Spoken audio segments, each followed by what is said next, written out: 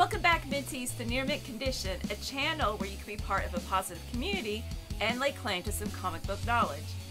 I'm your host, the Astonishing Melanie. This is crazy. I'm the Uncanny Omar, and my wife's birthday present to me, one of them, was you read Blade of the Immortal? I read half of Blade the Immortal because I learned my lesson with Starman. To take your time? To take my time, so I read half. Okay, stay tuned. So, I knew this would mean a lot to Omar because I know Blade the Immortal is your second favorite under Berserk? It's up there. It's top. This is top 3, top 5 favorite manga of all time. When I first started teaching, I got like a bookmark from you or something, just something you had, and it was one of the characters out Blade the Immortal. I'm like, wow, I really like this artwork. And I mean, I knew it had to be good. I just never went and read it, right? So I did read these old so the books. I didn't take these to read on my spare time because first of all, you would notice they were missing. Guys, he didn't notice these were missing. I didn't notice those were missing. I took 3 at a time, and there's a chair up against the bookcase, so I was that's like, why. Maybe he won't notice these manga are all scooched over. So you didn't leave any gaps. You went with manga this time around. Yeah. So, wait, so tell us, I don't know, when was this published? Well, here in America, this came out when I was in high school, so this was 1994, 1995. And they were being published in single issues, and I was getting the single issues. I don't know if anybody remembers those days of manga back here in America where single issue formats were coming out, and then those eventually became a trade paperback.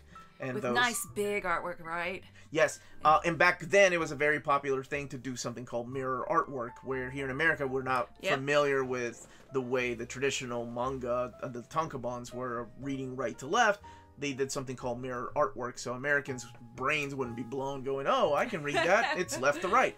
This is a particular interesting way that they did this was because of the creator, Hiroaki Samura. He said, I don't want all my art to be touched. I would like it to keep it as, as close to the original as you can. So what they did was, instead of using the mirror format, if you're not familiar with that, it's literally where they flip the art, so right-handed characters or left-handed characters, vice versa, so it looks different. What they did was cut out frames and then glue them to the new pages and then scan the pages. Now, it's impossible to do the whole book like that because you have spreads, like spread pages in there. There's some artwork that you can't touch up because of those spread pages, so it gets a little confusing. I don't know. It takes really somebody taking a lot of notice to know, hey, wait a minute, that character was left-handed a minute ago.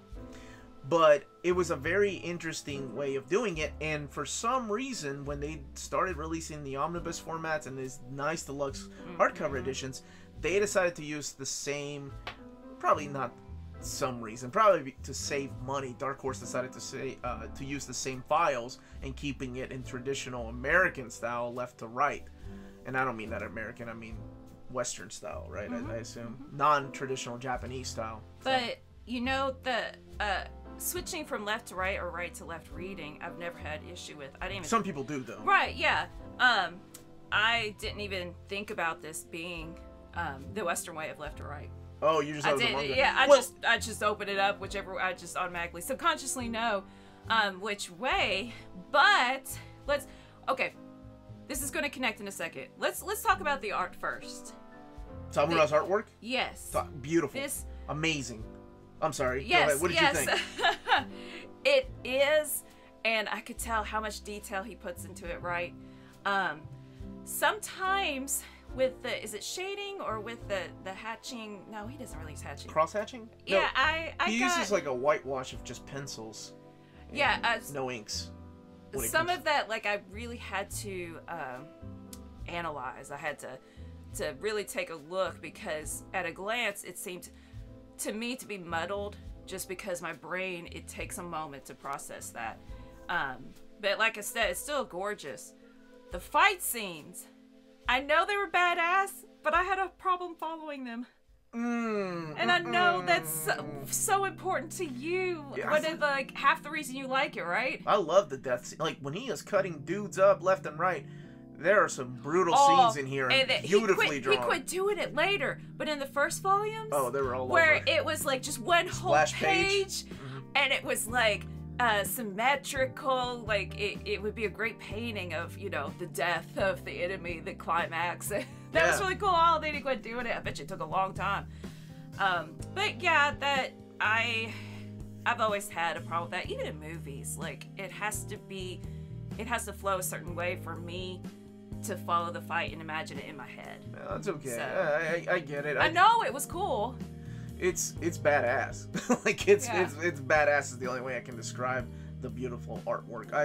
That was one of the biggest draws to me of having this, and having it in single issues. It was the traditional size too, so I was very happy with this when this came out. I bet you that would have helped if I read the deluxe, but of course I read half of it, and the deluxe only goes to volume 2 only goes to volume 6 of these. Volume 6. Yeah, but I mean they're going to be 10 of these altogether. So if you're not familiar with the story, we're going to talk about spoilers, or what are we doing? This is all unedited, by the way. Yeah, no, I didn't even think about it. I mean, we can. All right, if we start talking about spoilers, we'll say spoilers and we'll stop watching. I think it's important to talk about some spoilers and what drives these characters, though. Like Rin. All right, I will say I'm still waiting for the girl. Rin. To I'm looking for that payoff of her maturing, learning, growing. Can I talk about what happens first? Yeah, that's a good idea. Let's do that. Okay. So we're introduced to this character of Rin, whose father is a samurai and has a dojo.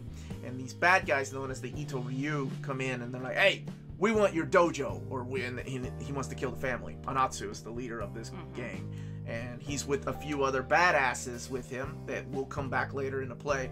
Because they are wanting to destroy the current system of dojos, and the way the samurai, they were like, you know, let's get rid of tradition. It's pointless. Cheating and fighting dirty, that doesn't matter. Winning is what matters. You guys are wimps. Yeah. And it's brutal. Like, they get Rin in front of Rin, who I think at the time is 15, I believe. Well, around here she was 16. Okay, so she was 15 at the beginning. No, she spent 2 years. 13 then. 13. Yeah. Okay, so she's a young girl that watches her father get killed, watches her mother get killed, and then I'll talk a little bit about what happens. I mean, it's not just killing her. Later on in later volumes, you find out what happens to her mom and what she's forced to see. So it is very messed up stuff in here. Yeah. Like, it's not just violence of like hacking off limbs and such. It's you know what happens in the real world, evil things. There's sexual violence in here. So if you're not into that, maybe avoid this. And then so that happens to her. She lives. They let her live because the deal is with the parents. Now later on we meet this character of Manji. And Manji, you may have seen pictures of him. It looks like he's wearing a swastika on his back, but that's explained. That's a historical thing in Japan during this era, that, you know, the Nazis perverse that symbol later on, but it's all explained in the books. And I did like that. Like, every volume had an explanation of the Japanese terms, because they are all throughout the dialogue. So that was really cool, and like what each weapon is called, and how it was used. But anyway. And Manji's secret is that he's immortal because of these worms that repair his body. Kind of like Wolverine. He has a healing factor. He can't really die, and the only way to kind of get rid of this curse, as he calls it, is to kill 100 men or something like that, or 1,000 men. I can't remember right off the top of my head. Damn, I failed. 1,000. He killed 100. 1,000. That's what it was. And the old lady that gave him these worms was like, it's some kind of like mystical way. Go earn your keep and kill 1,000 men who do evil. Yeah. And then perhaps the worms will let you die. So we meet these characters, and through happenstance, she kind of hires him to be an assassin to get revenge on the people that killed the Ito Ryu, that kill her mom and dad. One of the themes throughout is that even though she's training, she's like weak. Definitely cannot take these men on. She's a little girl. Right, yeah. And she's very hard on herself about her weakness. She berates herself a lot. Okay, so she's a young girl, older guy. So immediately I'm like, all right, Wolverine taking a young girl under his wing. I love stories like that. I don't care if it's a trope. I love them every single time, and this is no different. Now, the Ito Ryu, like I said, have some badasses with them, too. It's not just the Natsu, who's super freaking quick. And there's Magatsu, who's my favorite character. He's the ninja dude. He's the one that actually wears the the mask. Because he's a complex he's got, character. Like, the spiky hair. Because even though like they're doing horrible things to these women and these people, like he kind of stands aside and he's like, we shouldn't be doing that. This is messed up. But because he's younger, nobody takes him seriously. You have the guy. There's a character in here that's so freaking creepy that he collects the heads of. Oh gosh, that was at the beginning. And this is a little bit of a spoiler, so let me. But this is how messed up it is. It's at the beginning. Towards the beginning in Volume 1, yeah, he ends up having Rin's mom's head attached to his shoulder. So he has a woman's head on this side and Rin's mom's head attached, like surgically attached to his shoulder. And she freaking loses it. And of course Manji fights him. There's an amazing fight scene. But that's the kind of messed up characters that are in here. And he's not the only one. Later on, there's a guy, the dog guy really pissed me off. Yeah, that he was... So if you don't like animal brutality either... He's insane and evil. That I forgot that happened at the beginning with him sewing the heads on. Yeah. I think not that it is tamer throughout, or when it gets to this area, but it's... maybe not have as many fantastical elements like that. Yeah. Of course, every single fight, they're like, super awesome at fighting. But that perhaps he kind of moved away a bit from that. Really, like I was saying before, what I was looking forward to is seeing Rin grow in terms of, instead of berating herself, to put forth the effort to become stronger, and she does. Well, she's trying to throw one of my favorite things is the flying butterfly attack. Like wasp, she calls out her moves. Sting. Something about wasps and stinging. Yeah, she calls out the These moves. Knives, like anime. Yeah, but or video games. That's her only one. She'll grow. She'll get some more. Okay. We also have the dynamic of her, growing into a woman and her mixed feelings for Manji. That she is, at the beginning, a little repulsed because of his violence, even though she needs him. But she's starting to, develop feelings for him, and it's like she wants him to see her as a woman. Yeah. And she's really confused about how to do that. So that's one of the elements. But they get close, right? And he becomes, at first, he's like, I don't care. But he does. He becomes protective. Because when she gripes about it. I can't remember. There's a volume where she gets kidnapped, and yeah, you've read it if you're in the volume 15, where she gets kidnapped and she's like sent into like a jail cell somewhere where she's in chains. He kind of snaps and tries to go after her. Then there's several story arcs in here that are so awesome, like he meets another immortal that can't die. Wait, so are we going into spoilers? Well, that's not much of a spoiler, but one of my favorite story arcs in here is when he loses his power to heal for a while. Oh my goodness, yes, that and it's poison. all drama, like, because you're like, oh man, what's gonna happen to him? Like, how's he gonna get out of this? I love that stuff. But yeah, this is something that I recommend to people that don't necessarily like manga, just because, not just because of the left to right format, but also in the way that the storytelling is done. It's historical fiction. Yes, you learn is a big pull. Yeah, you learn so much about that era. We should have said that at the beginning. What era is this? Showa. Oh my goodness, I can't remember either. Late 1800s, early 1900s, right? If I'm not mistaken, before gunpowder. But then, because that also comes into play. Anyway, it's historical fiction. Learn obviously more than we did, because I can't remember. It's been years since I've read these books, and I have a horrible memory. I'm waiting for like the 5th volume so I can read them back to back. Another theme that's present throughout the stories is what Rin she's battling with in her heart. Do I really want to seek revenge and kill Anatsu or not? Because she's seeing all this death and murders, and then people get revenge and murder the person who murdered, their loved one, and it just keeps going back and forth in the circle, right? So I think it's really interesting through the dialogue with the characters. You see the characters' philosophies about this action of revenge. And there is an interesting, I won't say it, but you'll know, the interesting part in her journey to seeking revenge on Anatsu.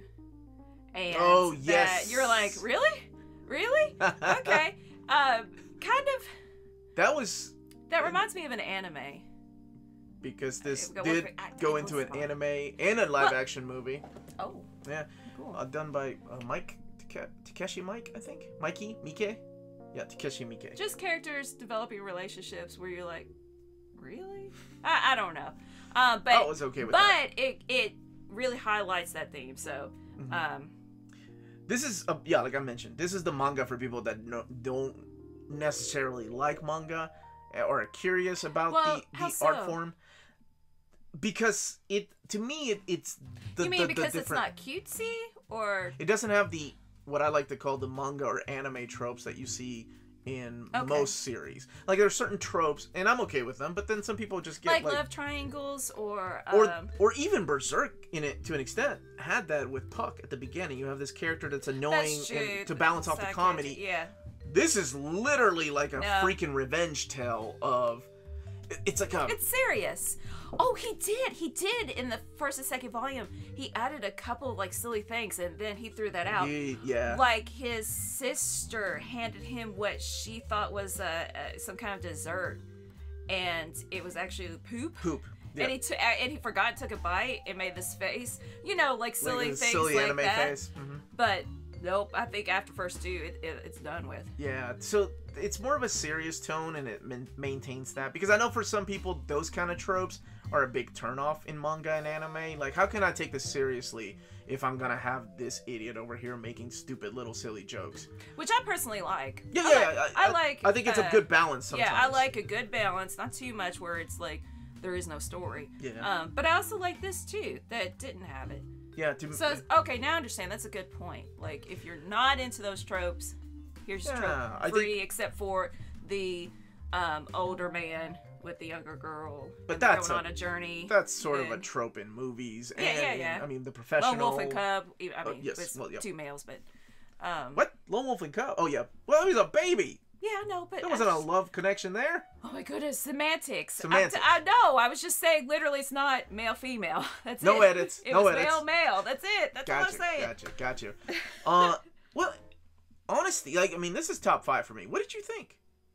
You want me to give it a score this time? You don't have to give it a score, but I mean, did you like it? Did you want to keep reading? Do you want to know what happens to Rin and Manji? 7/8 out of 10. I'll take an 8. 7.5. Nope. You know what? This is no 7.5, dude. Okay. I'm just kidding. It's your opinion. I reckon, but okay. So let me just, how about finish with this? Just like with Starman, I recognize this is a good story. I recognize this art is good. But because of how I read and process, I couldn't enjoy it as much to up the score, to raise the score, up the score. I mean, it's no Boys Over Flowers. Oh my gosh. I don't think I could read that again. I don't think I would enjoy it. Will I go and read the rest? Yeah. Maybe a volume every once in a while. But I'm kind of leaning towards just asking you what happens. No, I'm not going to tell you what happens. You find out like the rest of us. You journey with Manji and Rin, or you get out. And wait until these come out. Okay, I did this volume. I started flipping through. Oh my gosh, dude! What is dialogue? Good. You can't. Because I was brain power. What's going on? I just wanted to read what happened. You find out if it does have a drama, right? There is. You want to know if they have a happy ending or not? Does she get revenge? Does Anatsu die? Does Manji get cured? What happens? And I think the journey is worth it. I love this. I'm really not concerned if she gets revenge or not, though, because it grew into something so much bigger than a revenge story. Well, I didn't want to spoil that, but anyway. Okay. To me, this is 10 out of 10. I love it. I recommend it to a lot of people, manga lovers, people that like just comics or want to try something different. This is the book. Just much like Berserk. I always recommend Berserk, and look where we are now. I hope this gets as popular as Berserk, so they keep making these. By the way, if you're interested in these type of collections, the deluxe editions, right now Dark Horse doesn't know if these are going to be evergreen. They're just printing them. It's not like Berserk. Berserk will always be in print as long as they have the license, but here in America, Dark Horse is still not sure about this version of Blade of the Immortal nor Hellsing. They just don't know if it's popular enough to keep going, so it's up to you. It's up to you to tell them. It's up to me.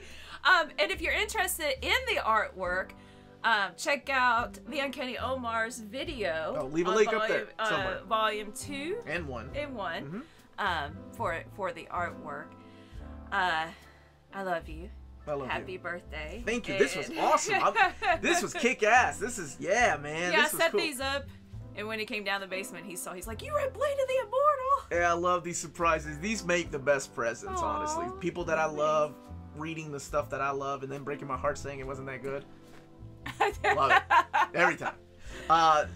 Really quick, though, you can purchase these books from our sponsor, CheapGraphicNovels.com, your online source for collected editions up to 50% off retail price. Cheap Graphic Novels prides itself on excellent packaging, so your stuff gets to you in excellent condition, and they have amazing customer service. Check out their bargain deals for up to 90% off cover price. And for all you Minties that are watching, if you're a first-time customer, don't forget to mention that Near Mint Condition sent you their way for a promotional credit on free shipping on your next order. Now, this is only for U.S. customers. CheapGraphicNovels.com, your source for the hottest books with deep discounts, customer service, and excellent shipping that will keep you coming back for more. Well, that's it. That's all she wrote. The end of your present. That's it. I don't get any more surprises. No, I think that's it. She bought me some amazing ties for my videos, by the way. They made Coronation my Starscream kids made things like Cyclonus and Kirby. My brother got me this Osamu Tezuka. Sweet. Little statue. Oh my goodness. But anyway, thank you all so much for watching. It's been an amazing birthday. So many nice comments and from yesterday's live video, and thank you, baby. You make this channel so much better with you in it. Like, you, not just my life, but this channel and these people now I get to share you with everybody. They can see why I love you. That's it. Oh my gosh.